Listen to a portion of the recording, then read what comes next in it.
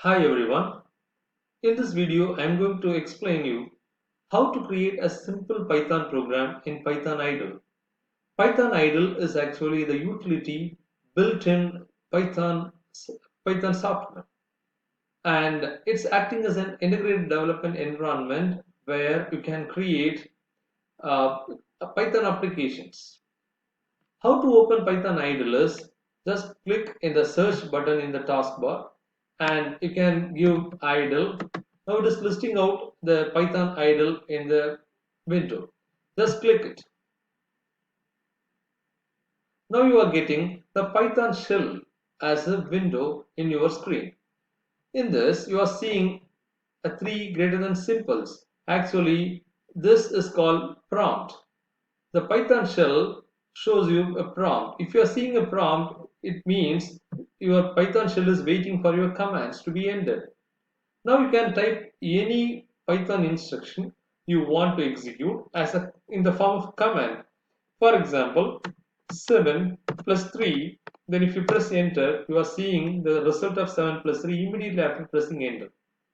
So this Python shell is not it's not accepting a collection of statements to execute. Instead, it is executing a single instruction in the form of a command. For example, let me give print, a built-in function in Python to print the strings in the output screen. For example, hi world. You can see the output immediately after pressing enter once you type the command in the prompt, and it is waiting for the next command. This way of programming is called interactive programming, and it is very useful if you are a beginner. If you want to dirty your hand with simple commands and to get started with Python, you can use this. But if you are going to write applications, and if your application is going to be large and having number of statements and going to span multiple files, then this method of programming is not efficient enough. So you can go for another method of programming that is called script mode of programming, and there you can type your whole program, Python program, in a single file. So you can click file menu in Python idle and you can click new file option, and you are seeing the Python file. So now you can type your program in this Python file and you can execute it in the same editor itself. Let me assume that I'm going to write a simple code to add two numbers.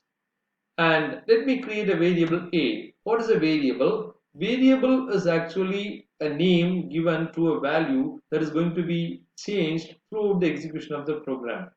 So it's a name for a value that is changing. And here let me assign a value for it. It's 10.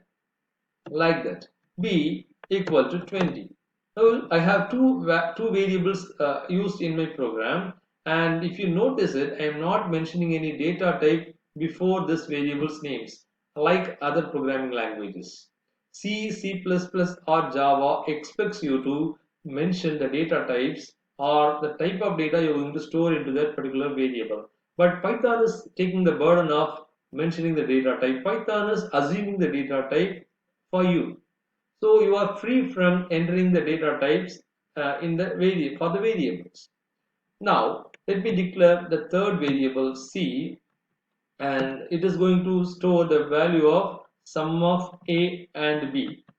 So a plus b. Now I want to print the result.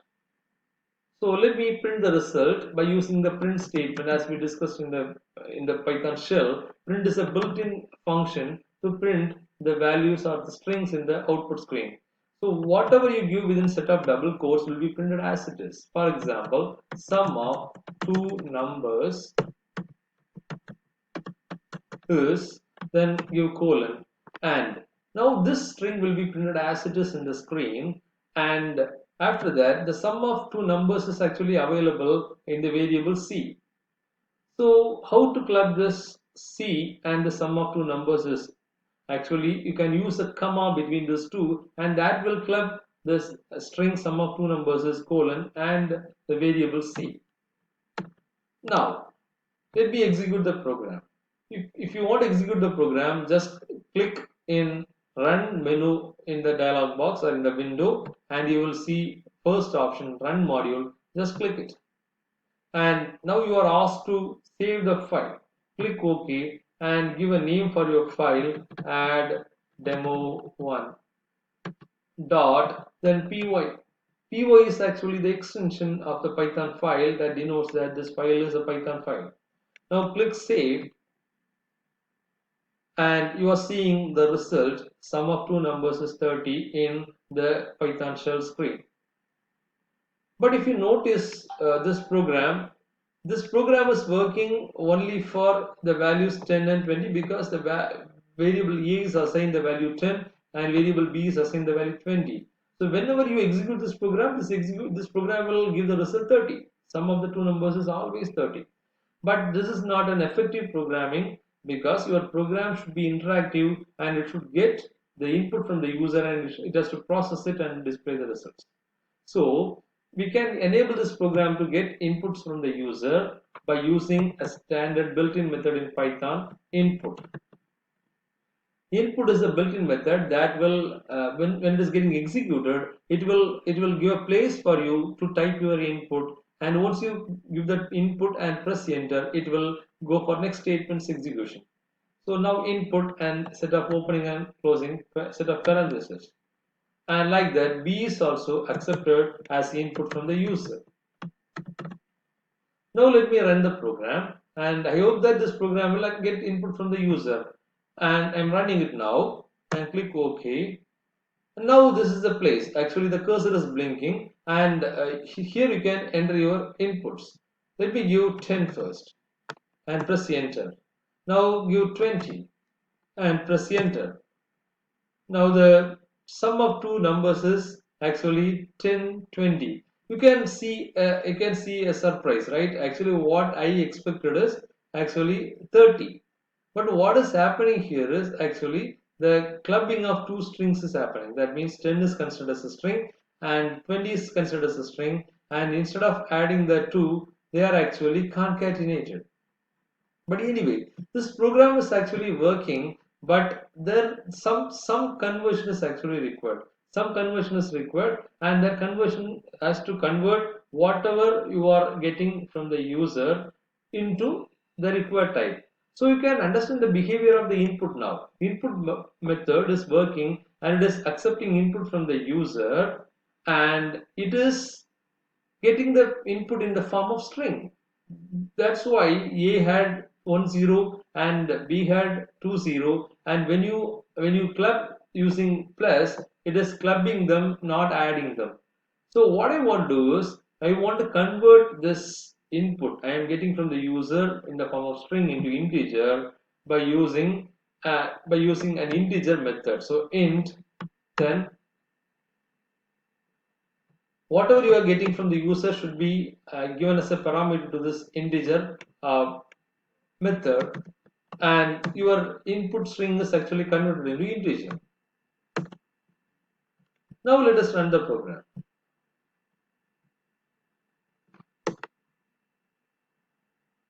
Now your program is waiting for your input, so give 10, right, then 20. You see, now it's giving the result, sum of two numbers is 30. So the input function, the input method is actually working to get the strings as input. And if you want to have the numbers or no integer numbers or the integer values, you want to convert it, you want to typecast it to integer by using integer method. That is also a built-in method. Now your program is working properly, but again something is missing. What is that? When you are running a program, the user of the programmer is not the programmer himself. Somebody else will use the program, right? When your program is getting executed, the user of the program may not know what input is to be given to that particular program. So it's a duty of the programmer to give a description to your input.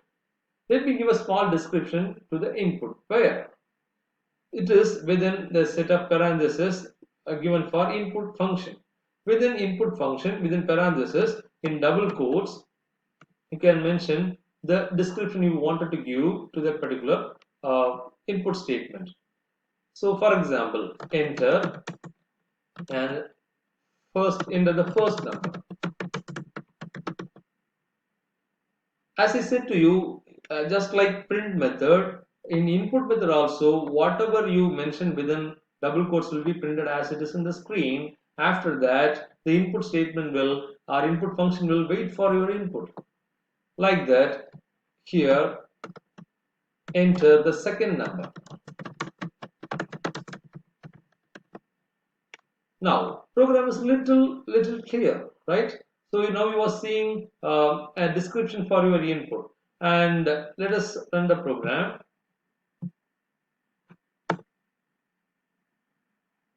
It is giving a description. You see, if you are scrolling the screen, you are seeing a description. Enter the first number. Let me give 100.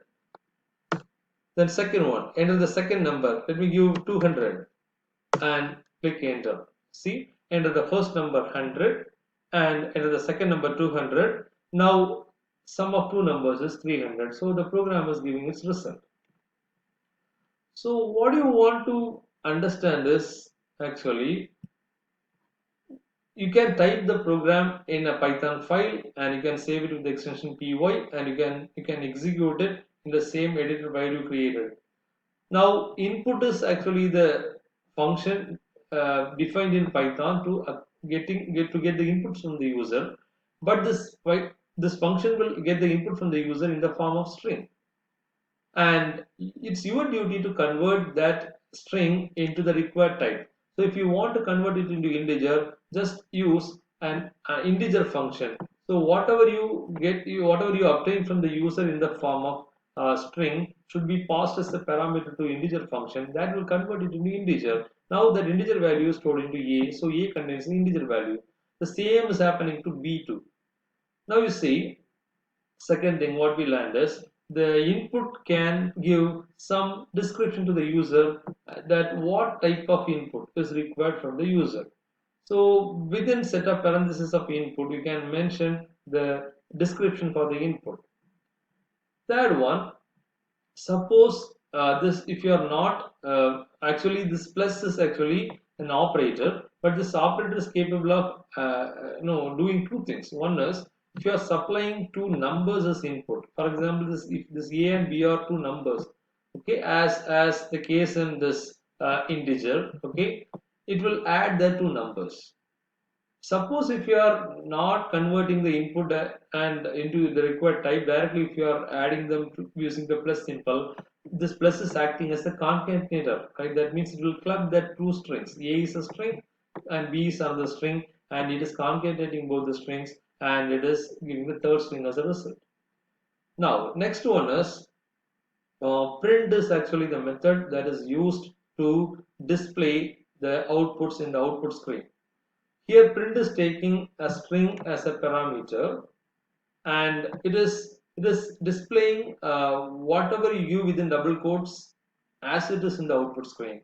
After that, if you want to display the value of any variable, use a comma between the string and that variable. Now what this comma will do is it will club this value of this variable as well as the string, and the print will print it in the output screen.